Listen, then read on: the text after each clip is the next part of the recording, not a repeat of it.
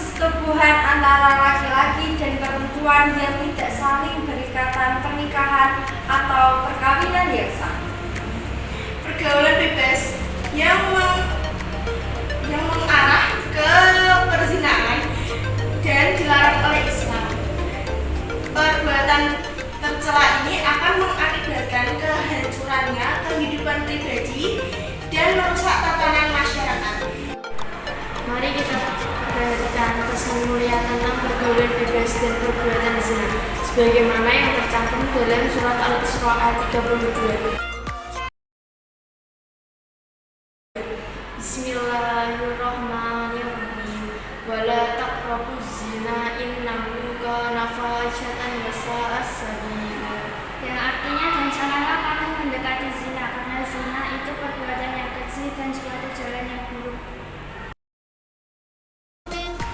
Beberapa contoh perbuatan yang dapat mendekati zina sebagai berikut. Yang pertama, melakukan perbuatan bebas, yaitu pergaulan yang tidak terikat oleh norma dan agama. Yang kedua, mendekati tempat yang merangsang nafsu syahwat. Dan yang ketiga, melihat aurat dan membayangkannya dan menonton film yang mengundang syahwat. Yang keempat, membaca bacaan yang mengandung unsur-unsur yang menimbulkan nafsu birahi. Adapun pesan mulia yang kedua yang disampaikan oleh Allah dalam surat An-Nur ayat 2. Bismillahirrahmanirrahim.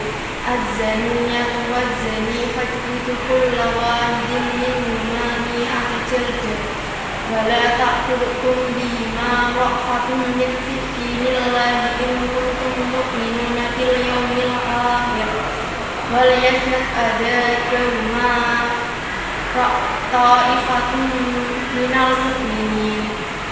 Yang artinya, pezina perempuan dan pezina laki-laki dilarang masing-masing dari keduanya 100 kali, dan janganlah rasa belas kasihan kepada keduanya mencegah kamu untuk menjalankan agama Allah.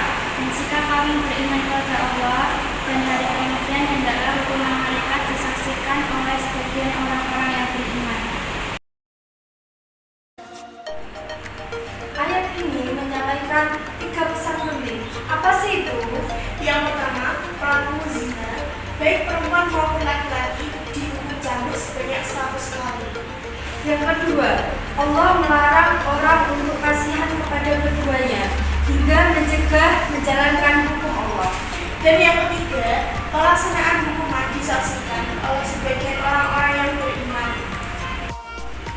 Islam membagi tentang zina menjadi 2 bagian, yaitu Yang pertama, zina muhsan yang dilakukan oleh laki-laki dan perempuan yang sudah pernah menikah. dan yang kedua, zina berrumus, yaitu zina yang dilakukan oleh perempuan dan laki-laki yang belum pernah menikah atau masih terjaga dari gadis.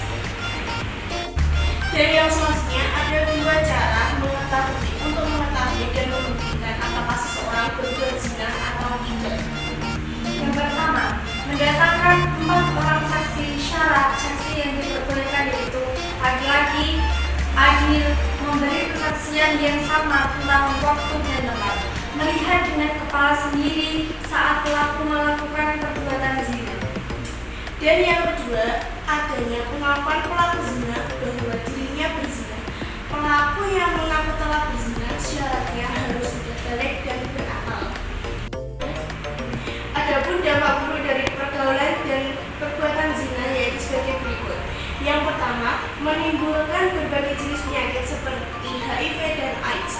Yang kedua, berzina akan berupa denda atau cambuk sebanyak 100 kali atau dirajam sampai mati. Hukuman ini berfungsi memberikan efek jerah kepada si pelaku. Dan yang ketiga, mendapat hukuman sosial dari masyarakat yaitu dikucilkan oleh masyarakat.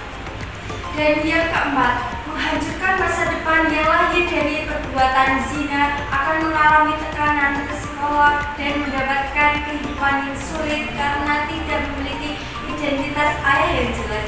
Yang kelima, memicu dosa besar yang lain seperti menggugurkan kandungan yang hasil dari perbuatan zina. Ada Adapun hikmah pengharaman pergaulan bebas dan perbuatan zina sebagai berikut. Yang pertama, menjaga harga diri, kehormatan, dan martabat kemanusiaan. Yang kedua, menjaga keturunan dan tidak jeleknya nasab. Yang ketiga, menjaga dari penyakit yang ditimbulkan dari perzinaan seperti penyakit kelamin. Dan yang keempat, menghindari dosa-dosa lain yang diakibatkan setelah perbuatan zina serta memberi efek jerah. Hal ini tidak hukum dikarenakan hukuman berat pelaku zina akan menimbulkan rasa takut untuk mendekati zina. Berikut beberapa cara efektif yang bisa dilakukan untuk menghindarkan diri dari pergaulan bebas dan berbuat zina. Yang pertama, berpakaian menutup aurat yang rapi dan sopan. Dan yang kedua, memilih teman bergaul yang soleh-soleh, sebab teman yang soleh-soleh akan mengajak berbuat baik dan mengingatkan bahaya maksiat. Dan yang ketiga, menghindari tempat-tempat maksiat yang dapat memberikan kesempatan untuk berbuat maksiat. Dan yang keempat, hindari pelaku yang menjurus pada perbuatan zina seperti berpacaran, berduaan di tempat sepi, berciuman, berpelukan dengan lawan jenis, nonton tayangan yang mengandung pornografi. Dan yang kelima, mengisi waktu dengan kegiatan positif seperti membaca buku keislaman, menghadiri kajian, dan aktif dalam organisasi remaja masjid. Dan yang terakhir, memperbanyak mengingat Allah dengan berzikir, membaca Al-Quran, serta memohon dijauhkan dari pergaulan bebas dan perbuatan zina. I know